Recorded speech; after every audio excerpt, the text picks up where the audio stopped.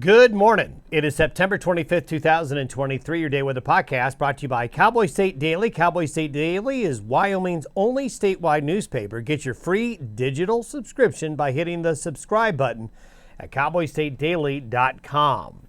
Well, after a variety of weather this weekend, a lot of wind in many areas Saturday, some snow in the high country in some areas, and wet weather across Montana, northern Wyoming, and the Dakotas, we really saw the weather improve dramatically Sunday with a return of blue skies, lighter wind conditions, and some rebounding temperatures. And as we go forward, we've got some really good weather coming this week. Now, of course, as we got into Friday and Saturday, we had a lot of mean-looking clouds like we see there in that photo there from Casper. But we are going to have very nice weather for most of the week. So there's going to be another stretch here of really nice September weather. Enjoy it. It's really been a really nice start to fall so far. We really haven't had anything really all that bad. This means comfortable temperatures, very little precipitation in the region over the next 5 days. Lots of sunshine as well. However, as we get to the end of the week and especially the weekend, a Pacific Northwest storm system, which you're going to see very clearly on the satellite imagery, is going to start to move inland off the Pacific Northwest coast by the weekend. However, will it stall out over the Great Basin and kind of just sit there, or is it going to move through? The jury is still out. Have some questions on whether or not the modeling is handling the storm correctly for the weekend, so stay tuned. The good news, though, is we've got a good solid 4 to 5 days here to figure things out, and during that period, the weather is really going to be quite nice. But we did have some mean-looking storm clouds move in Friday and Saturday from the Black Hills of South Dakota to the Yellowstone Park and Beartooth region, where Beartooth Pass was closed due to snow late last week. But then that all cleared out, and we had some beautiful photos like this from Torrington and some beautiful changing colors now beginning to show up over the higher elevations. There it is. You can't miss it.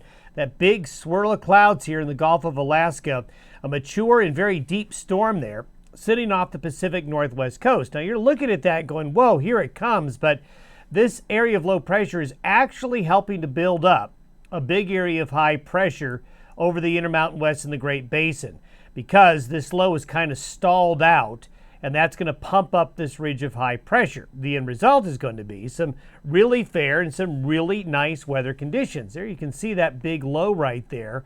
And the way we're in the pattern now, we're kind of log jammed. We've got this upper level low in the upper Midwest that'll make for a little bit of weather, but there's a lot of high pressure here in the West. So that all adds up to some really good weather. By Thursday, the low kind of needs to get recharged a bit, but really hasn't made much of a move. It is pushing in a little bit, but southwest winds aloft ahead of the system will keep temperatures from the Rockies out into the plains very warm. Very nice for late September weather conditions. So we're going to go through Friday with no frost freeze threat. Good weather for harvest operations ongoing across the Intermountain West and the Western High Plains.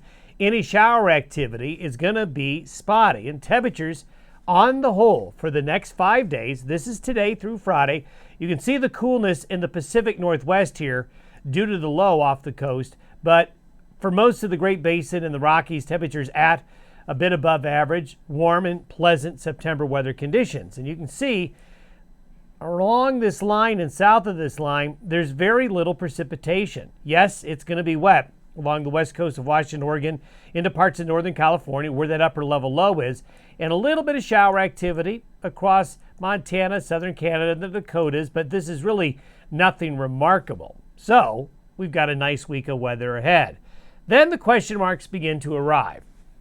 This is by Sunday. The low kind of gets cut off from the main jet stream flow and takes a dive into the Great Basin.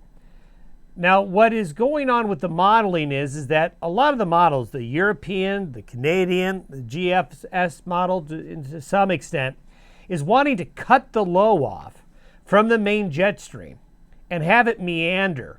When it gets cut off from the main jet stream flow up here like this, the low is just going to kind of spin around and eventually will weaken. Now, if it does this, the weather will be cool, cloudy, and wet underneath this low and right along the divide and just west of the divide. But you're not going to get a lot of weather east of the Continental Divide in this situation here. The question is, will it actually really get cut off? Sometimes a model error is to take these strong Pacific Northwest lows, drive it into the Great Basin, cut it off from the main flow, only to have it eventually stay with the jet stream and get drugged through the region. So we're going to put a big question mark here on exactly if it's going to get hung up or come through. It could come up. It could get hung up and get cut off, but we're not 100% sold on that solution yet. And if that does happen, this is by Sunday morning, what you're seeing here. By Monday morning, you can see the low begins to weaken, kind of break up a bit, but it's generally in the same place. It is hung up, keeping all the unsettled cold, wet weather west of the divide. East of the divide, it's warm and it's high pressure. So we'll keep an eye on things because this will have a really big impact on how the weekend is going to end up in the western United States. Now, if the European model is correct, you can see it's going to be very wet in Montana, the Pacific Northwest.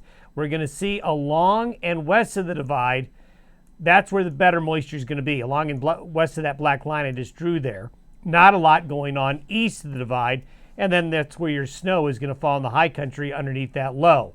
But again, whether or not it stays or heads east is something we've got to watch. In the meantime, enjoy what is going to be another 4 to 5 days of very nice early autumn weather. See you tomorrow.